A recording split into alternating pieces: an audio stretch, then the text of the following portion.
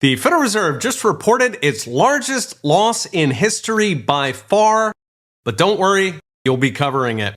A few days ago, the Fed announced its preliminary 2023 financial statements. Note these are not audited results. We have to take the Fed at its word. You may recall Ron Paul's decades-long campaign to audit the Fed, which failed since the Fed is an unconstitutional racket who answers to nobody. As Murray Rothbard noted, the Fed actually has less oversight than the CIA. At any rate, even with the Fed grading its own homework, last year it reported an operating loss of $114 billion. To put that in perspective, would be the third largest bankruptcy in American history, just behind Lehman Brothers and Washington Mutual in 2008, both ironically also caused by the Fed. But of course, that's the losses in a single year, with much more to come. So how did the Fed lose so much money? Some of it comes from their paying Wall Street to park money at the Fed, which they do to hide inflation and because they like sending money to Wall Street. But the bulk of the Fed's losses are because they printed trillions to finance COVID lockdowns, used those trillions to buy bonds, mainly government debt, and then when they panic hiked rates to try and choke off inflation, bond prices collapsed. Meaning the Fed's pile of $9 trillion worth of bonds started losing money hand over fist.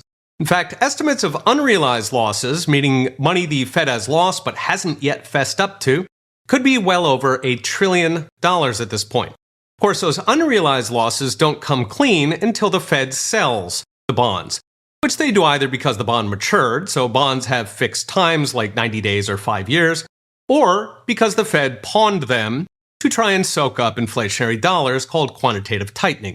Now, last year's 114 was a bit of both, with another trillion plus to come so far. So what does it mean? In the near term, nothing. The Fed ignores losses because in a pickle, it can just print the money, converting it into inflation.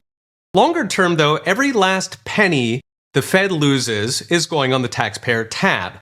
The reason is all those losses cancel the money the Fed is supposed to be paying Treasury every year. These are called Fed remittances, and they're the profits from printing money and lending it out, essentially a licensing fee for counterfeiting. Those Fed remittances had been running about $80 billion a year, but now they will be underwater for potentially decades. It's worth noting this is fresh territory. The Fed never before turned in a loss until 2022. Now it will be losing money until our kids are grown. So what's next? Brought to you by Unchained.com. The Fed's losses are just beginning, 114 down, $1 trillion plus to go. In fact, they'll continue getting even bigger until interest rates come down hard, which will only happen with a hard recession, meaning yet more trillions in debt. Either way, we're looking at much more on the federal debt that's already hit $275,000 per American household, growing at almost $30,000 per household per year. Okay, we'll be watching. See you next time.